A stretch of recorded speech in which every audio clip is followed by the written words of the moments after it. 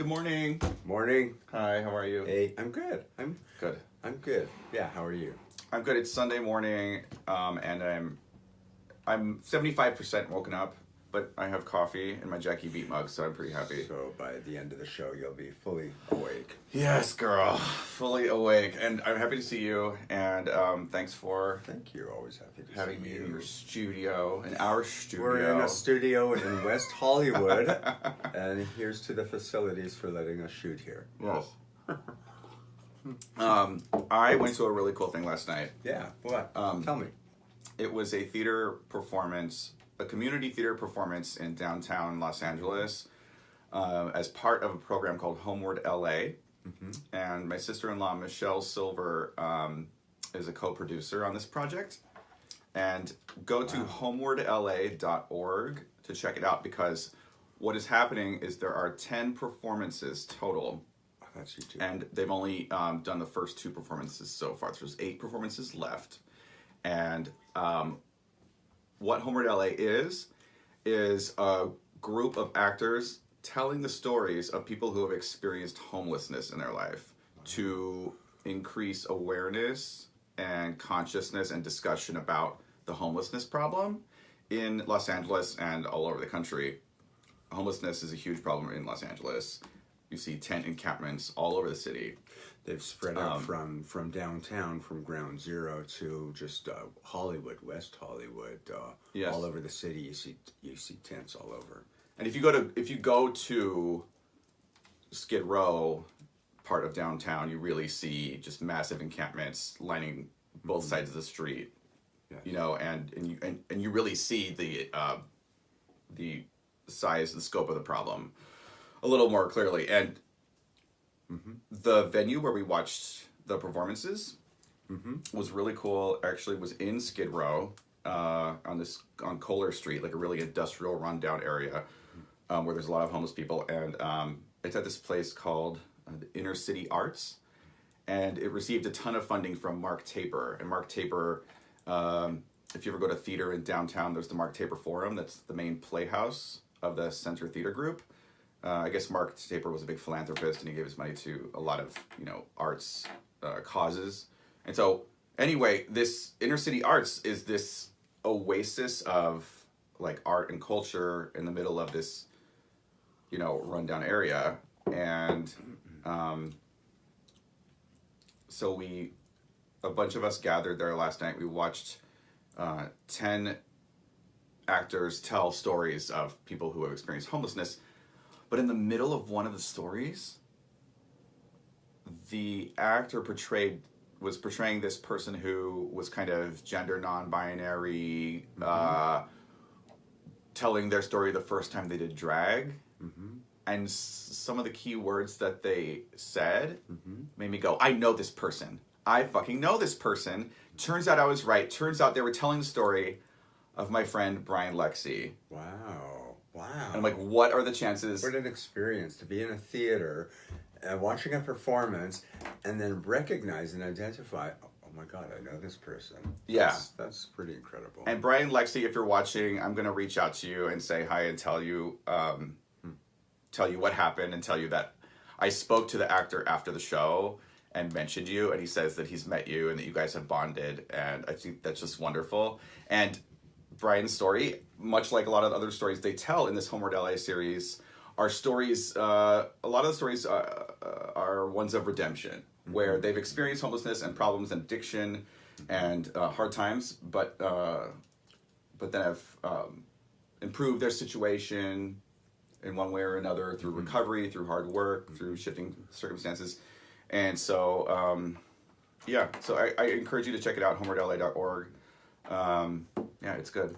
It is, and we're on their website right now, and there's you can find an event, there's info, you can contact them, and but more importantly, you can also volunteer and donate. So there's a lot of ways to get involved if you're interested. I myself, actually, I think you know this, I was homeless in New York, and lived in the streets. I was in a shelter, and then I lived in the streets. And, so I know a little bit. I got myself out of it, but I know these people go through, but there's some people that's their life, and that's all they know, or that they don't have support or option or whatever the way I had, and I'm very grateful for.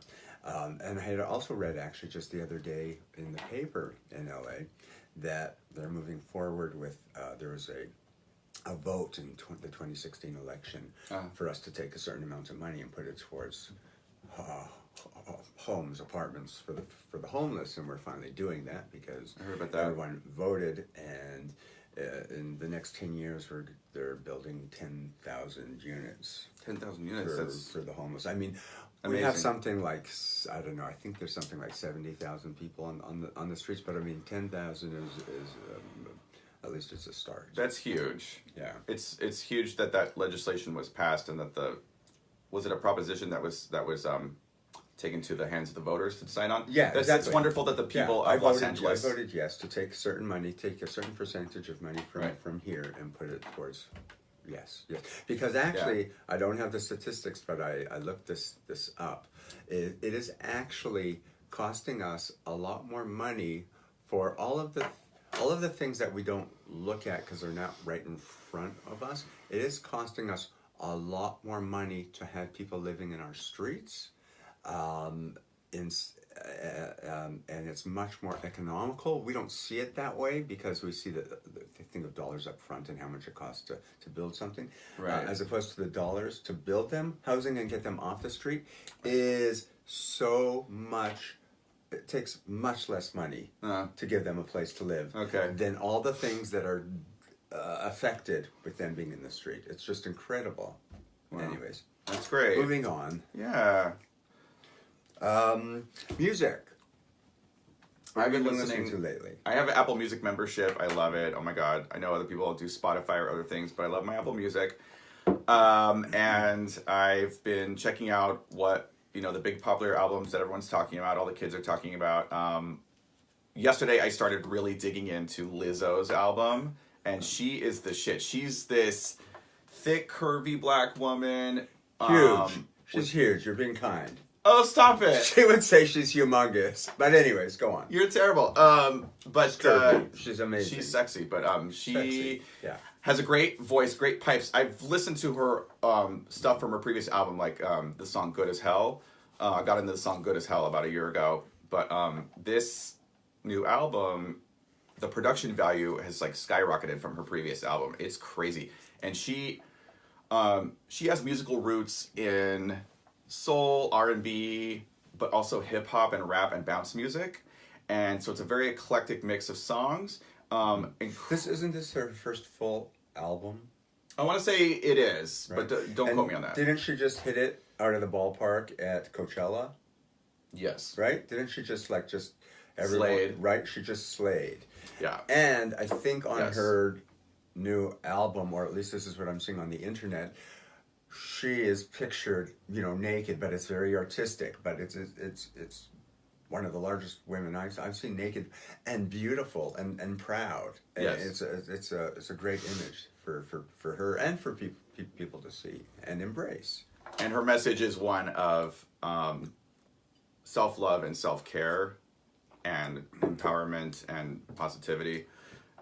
And I think, anyways, in most gay men, there's a big, black, beautiful woman inside. Yes. Trying to get out. Yes. Because we're also sassy. Everything good that we've learned from our black sisters. We've appropriated. Sure. And we've appropriated. And at least sometimes we need to give chill. Credit. Sometimes us white folk need to chill. But no, just yeah. When they start going, wait for me. Don't make me take off my weave and my earrings. Yeah, you get that. Yeah, in certain circles and parties. And so, yeah, anyways. but so it's really hot. There's really hot tracks on there, and also I'm listening to Billie Eilish. Is it Eilish? Eilish? I never know how to say. I think it's Eilish. Eilish? And apparently she's 16 years old. She's, I think 17, yeah. Or 17. 16, 17, yeah. And her voice isn't unique because I've heard other women. I think it's an affected voice that's very popular right now. It's that sort of voice that's designed to be to sound sweet and vintage. Yeah. And sort of intentionally raspy.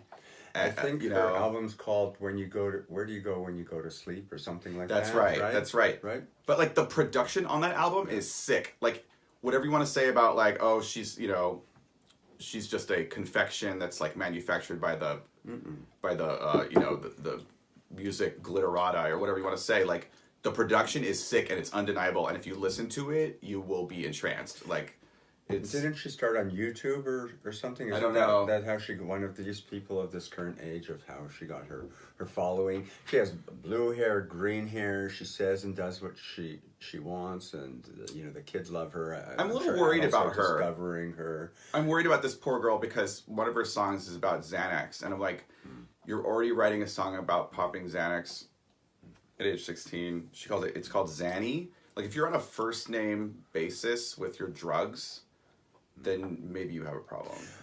I don't know. I hope she's okay. Yes, I acknowledge that. I was gonna say, the reviews were amazing, and I think also she was at Coachella and knocked it out of the park. I wouldn't be surprised if she was at Coachella. I was not up on the Coachella lineup this year. Anyways, but her album went to number one on Billboard. Yes. And tons of streams. And her concerts are selling out. Mm-hmm. And so I listened to it. I love finding new music, and I listened to maybe quickly a few songs. I wasn't in the right mood. I found it too much of a downer, and just be in the right I mood. didn't get It's get definitely it. a mood. Is it's it? definitely a mood, and some of the. I think you almost have to be on Xanax, or like you just have to be like in a mood. You just have to. So maybe it doesn't speak to me, but I will give it another chance because I was also reading too that her favorite show that she is, The Office is. Like the number one show on Netflix, and it is like something like I just read this as well. I read a lot, not nothing. Thank God someone important. Does. But The Office is something like 3% of Netflix's total streaming minutes, and that's just one show, which doesn't sound like a lot. But The Office has got, with this younger generation, has taken off into somewhere. It was on for 7 years, but each year. But they didn't watch it when it came out. They were too young. Exactly. And now they're watching it. They were like 5 when it came out, and The Office hung on for 7 years, and it was a zeitgeist show, but it was never a top 20 show even, or maybe for a year it was. But this is now like the show that this younger generation has glommed onto for some reason. And so Billie Eilish has said that she's addicted to the show. She even uses it as her intro music at her live concerts, and she even has sampled it in one of her songs. Yes, and she says she's watched the whole series 5 times over, and even when she's cooking dinner or doing something, she'll put it on as background music. The show, she can quote the show front to back, and when she finishes the whole series, she just starts back from the beginning again. Oh my God. I heard Steve Carell's voice on one of her tracks, and I'm like, what the fuck? Yeah. Okay, so she sampled The Office. Of course she did. That's hilarious and cute. And I don't know if I'm into rewatching The Office, but I have been rewatching Game of Thrones, the early seasons, because it had been so long. I wanted to refresh my memory. And BT Dubs, it's on tonight, episode 3. I'm so Sunday night. I'm so episode geeked. 3. I think they only did 8 episodes, and then they're done. Yeah, or even like 6 this time. The episodes 3, 4, 5, and 6. They're 2 hours each or something, right? Episodes 3, 4, 5, and 6 are each 90 minutes. Yeah. So, but tonight's episode 3, and some shit's gonna go down, and I am a little scared to see who's gonna get killed, because they're gonna kill some people you love, because that's what they love to do. But I digress. I don't want to. I could go down a Game of Thrones K-hole real quick, honey. So, I don't know if you're down. And they're gonna figure some way, somehow, with this audience and the success and the way this rewrote the book on what can be a successful and award-winning TV series. It's not television, it's Game of Thrones. It's like beyond television. They're going to find some way to spin off a character or stay in that world. They are. Or they're doing even a prequel. 3, yeah. They're doing like a prequel, I swear to God, they're doing a prequel. Totally. The more excited I get, the more I talk like a Valley Girl. And I actually stopped watching It's a great show. I have to go back and rediscover it. I stopped watching the season 3 or whatever, the grand finale when they had the blood wedding where they slaughtered Red Wedding where they slaughtered her. It's a great show, but I can see why you stopped watching after that because it's pretty devastating, and you're like, well, why go on? No. You know? I'm fine. I'm fine. I'm totally fine with killing off main characters and supporting characters and all of that. Good. But yeah, there was a certain point I had to stop watching The Walking Dead because it was just. Wow. I mean, that's Game of Thrones like times 10. Like the amount of gore, not just the gore, just the death and people dying and whatever. And I finally had to say, okay, I gotta check out for a couple of years and then I'll go back. Yeah, it's a lot to take. Yeah. Speaking of addictive television and film, yes. Are you excited about a certain movie this weekend? Oh yes, I am. I'm not a comic book comic boy freak, whatever. In my youth, I read. I didn't read like Superman and Spider-Man and those comics. I read the social comics. I read Archie and Jughead, Betty and Veronica, Josie and the Pussycats. Like yes. the stuff that was like artsy and followed a band or was fun or about kids going to school and romance and social interaction and relationships and dealing with parents. Like I read like more the I shouldn't say the real things because I read Casper too and stuff. Mm-hmm. But if a superhero movie opens, I am there. Yeah, I like the superhero movies. I didn't read Marvel comics when I was a kid. I read more DC. I was into Justice League and Batman. That's Batman. And also I was into Lobo, and I was in Lobo. Who's Lobo? Dude, you gotta check out Lobo. Lobo is a bad motherfucker. So Lobo is like this goth heavy metal, muscle bound, long haired like killer, like mercenary, and very like wrong, like raunchy. Wow. Yeah. Because Lobo's the shit. Wow. Yes, it's DC in the DC universe. Oh my god. So anyway, there's Lobo, but I also am into Neil Gaiman's like Sandman graphic novels. Amazing. But anyway, I digress. But like the Marvel Comics universe films, there are 22 of them. Maybe now it's 23 with this new film. Yeah. I have friends that have gone back and watched all 22 films on demand, and I'm like, who has the time? Like, oh my god, that's seriously? That's 44 hours at least. I can't say that I've seen all 22, 23 Marvel Comics Universe films. I've seen maybe 12, maybe 13, but I feel like I've done enough preparation for this film. I saw the previous Avengers, obviously. I've seen Guardians of the Galaxy 1 and 2. I've seen all the Iron Mans. I've seen like at least one Captain America. So I feel like that's, I definitely saw Doctor Strange. Definitely saw Doctor Strange. I didn't watch the Thor films. I didn't watch Ant-Man or the Thor films. So I feel like I'm a little off, but I feel like I think I've seen most of them, and I love these films for the most of them, and I'm looking forward to this.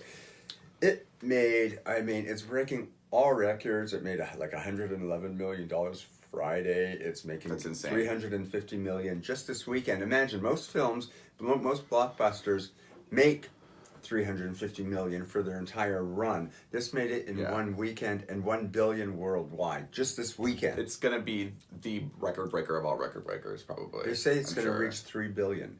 $3 billion. That's insane. On one movie. Crazy. Yeah. Ridiculous. And so there's this guy, this NFL football player, who I guess went with his kids, and he tweeted all these spoilers, and now it's blowing up because everyone's angry with him, and it made it into the news. I said I read a lot. Anyways, but not important stuff. What a dick. But you know what? I'm laughing to myself because I'm like, good for him. like it's so big. It's not the underdog. Do you know what I mean? Like, it's so big. I see this as like balancing out the world. It's like, good. Well, it's kind of a fuck you to the fans. Exactly. Totally. Like, if I tweeted some spoilers, I barely have any followers, so it would be a blip. Like, nobody would notice. But because this guy, I guess, has a lot of followers, so I guess they're reading before they realize this guy. Oh, I just read a spoiler, you dick. What was going through his head doing that? That's crazy. I think he wanted to just be, kind of the jerk for a second, and maybe he wanted to get press and knew this is going to get me some press. Sure did. Anyways, That's funny. blah blah blah. Yeah, my friend told me that like some dick, when they were walking out of a showing, blurted out spoilers in front of the people who were in line to go into the next showing, and someone beat him up. What? On the sidewalk. It's a news story. Yes. Oh wait, yes. Yes. Yes. Yeah. So that I love that. I'm like, yes. Yes. Don't let these motherfuckers spoil shit for you. Now something that doesn't need any spoiling is old classic film is back. That a lot of people know the story, but they've changed it now. Tootsie. The classic comedy with Dustin Hoffman from the 80s is a Broadway musical now. God. And it's the execution. You want to go see the execution and how this person does this live, because Dustin Hoffman dressed up like a woman, and they figured out a believable enough way that you could buy into it. Yeah, and everyone did. That's crazy. How do you do a quick costume change from man to woman? I'm curious. Oh yeah. So right, because you got it. I mean, because there's a lot of makeup involved usually. Obviously. So obviously they must have it because it's not a mask. So I mean, a wig and a dress and all of that. I mean, they got changers. They got it down to a science that they do a could quick change beat. you A quick beat off stage in like 15 to 30 seconds. Okay. But the makeup, they must figure out a way between, like, there's a scene from between the time he's between a man and a woman that they can remove it and put it on, and they must maybe have the makeup down to 2 minutes. They must have written in like a scene that he's not in between. Yeah.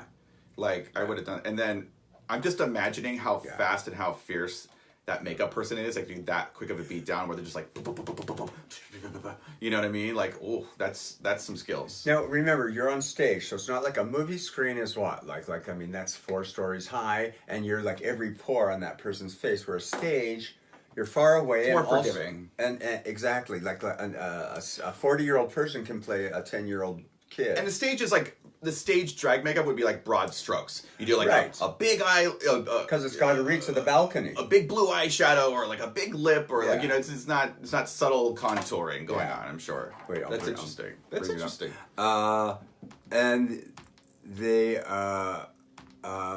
what was I going to say? Oh, but also too, because we will suspend our disbelief more in the most in theater. The most in theater. More than TV and film. Yeah. I'm so down. I haven't been to New York in like 4 or 5 years, and I would die to go see some theater over there. But Tootsie, I love the film so much. I would love to check out the Broadway show. And they've redone it for this age for like because modern of day. How women, you can't, like back then, the movie, if we looked at it now, how this man dresses as a woman and basically so is taking away women's roles just so he can get work, you know, you would kind of frown upon, and then he kind of teaches this woman, Julie, Jessica Lange, who won an Oscar, Best Supporting Actress Oscar for this. He teaches her, because she's a shy one and he's bold and outspoken, how to stand up for herself. And so she has a great arc. They both have great arcs and learn a lot. But you know, so it's kind of a man dressed as a woman, teaching a woman how to be a woman. And so you got to be careful today, with that. Yeah, I can imagine so. Here, this is him. We don't have a view. That's what he. So it's just probably lips and the glasses. If you Google the image for the new comedy musical Tootsie, you'll see that the image of the guy who plays Tootsie in drag actually looks a lot like how Dustin Hoffman looked. They kept that iconic like kind of that matronly sort of like older lady kind of look. I think most guys who do drag, if they're wearing or dress as women, put on red or blonde hair, they automatically look like Sally Jesse Raphael, because she was so masculine looking. Oh, Sally Jesse Raphael, right? Yes. I'm like, that's a pretty version of Sally Jesse Raphael. Just a short red wig, a red framed glasses. And so this is getting good reviews. You can go to, Google Tootsie Broadway, Broadway.com, and Santino Fontana, who was actually on the first 2 seasons of My Crazy Ex-Girlfriend, chose to leave the show, and they had to rewrite his character. And I wondered why he left the show, because he was so talented. And in my mind, I was like, he must have been offered something pretty good to leave this great show, which was getting tons of press and and critical recognition and award recognition. And I like, I knew, of course, if he's the lead in this as opposed to being a supporting character in someone else's show, of course I would leave and take this. Of course you would. Yeah. For a lead in a Broadway show. All right. That's cool. That's awesome. Don't you love going to eat after watching a good theater performance? Or before? I love going to eat anytime. Me too. I love food. Love food. You have to keep me away from food. That's why it's always so hard. I always go off track on eating healthy. I don't want to say diets even. Too. I have the hardest time staying on my... Because when I'm being good, I'm on my like paleo thing. Yeah. Oh my god, it's so fucking... I slip all the time on either sugar or dairy. This is what I'm trying to get rid of. Usually sugar. You know what? That's not so bad. Like, and I'm not going to show my tummy. I'm not going to show my tummy. No. Oh, come on. He has a nice tummy. He has a nice stomach. Show it. I can't. You're a regular, good-sized guy. Oh god, the camera puts on 80 pounds. No, just 15 or 20. Oh, come on. God. Come on. So embarrassing. Oh, God. I'm Look at that. I'm so fat. Okay. That is nice. Anyways. You're a man. You're a guy. Yeah. Oh, God. Okay, so yeah, that's the gay sort of mental issue of the day is body image and, you know. And, but yes. But we ate at some delicious places. Where did you eat? Where was Just yesterday, actually, because we were, like, going all over downtown because we were doing errands over there. And there was this place in the Arts District off of Santa Fe Avenue called Edibol. It's like Edibol. And it was featured on Guy Fieri's show called Diners, Drive-Ins, and Dives. And it's all food served in bowls, but it's sort of Asian fusion inspired food with like lots of like noodle bowls and rice bowls, but with lovely flavor combinations featuring like different meats and egg and vegetables and noodles. And it's mouthwateringly delicious, and they have these like fried little polenta balls as an appetizer with this dipping sauce. Holy shit! And then there's this, fancy ice cream joint next door called Van Leeuwen, and they have a lot of vegan flavors. And we're trying to stay away from dairy, so I had a vegan flavor that was like PB&J, and it was the shit. It was so fucking good. PB&J. Delicious. Yeah, I mean. So what's the name of it? So Edibol, Edibol. And then the ice cream joint is called Van Leeuwen, which is a couple of locations in LA. And that's just half the day yesterday. I've been eating a lot lately, let's put it that way. Edibol. E-D... E-D-I... E-I... No. E-D-I... E-D-I... B-O-L... B-L... O-L. O-L. Oh, E-D-I-B-O-L. Yeah. D-T-L-A. Yep. Edibol. Oh, there it is. So you just go to edible.com. E-D-I-B-O-L. Yeah, Smart. it's delish. Yum. Oh, there's Guy Fieri. Guy Fieri. Yeah, wow. Handcrafted artisan B-O-Ls, bowls. Yes. They have good brunch. They have a chicken and waffle situation at brunch too. And they have, 2 hours free parking. And it's gay friendly. Like, most of the servers there are gay, and there's a rainbow flag flying in front of the restaurant. 2 hours free parking in it's Santa cute. Fe and 3rd Street. They're so sweet there. They're so nice there, too. Oh, what a nice, big, airy, bright, open restaurant. It's glass paned all around, a lot of nice wood, and... Yeah. Wow, and those bowls are huge. Well, the bowls are huge, and some of the bowls are like a cold salad, some of the bowls are like a hot entree. It's awesome. And very quickly, sorry, what was the ice cream joint again? Van Leeuwen, which is like a Dutch kind of spelling. It's like V-A-N space... Yeah. L-E-E-U... Yeah. L-E-E-U... Yeah. W... Oh, there it is. Van Leeuwen ice cream. Yeah. Everywhere I go is hard to spell. Van Leeuwen, so V-A-N-L-E-E-U-W-E-N. Yes. Van Leeuwen. And they have dairy flavors and vegan flavors, and it's amazing. And they have shops and trucks. Shops and trucks, baby. Wow. I think, is that the one that's on the corner downtown? It's in a shopping center off of Santa Fe, so I don't know. Oh, cute. Very cute. It looks kind of like almost like a 1930s old-time ice cream shop. Yeah, it's all over New York City, like tons of locations in New York. And it's very size. There's pinks and greens and yellows. It has a very a 1940s 30s feel. Yeah, Cute. it's great. All right, we have to wrap up. Thank you for watching. Thank you so much for joining us. We appreciate it. I'm so glad we had this time together. Bye. Bye. I love you.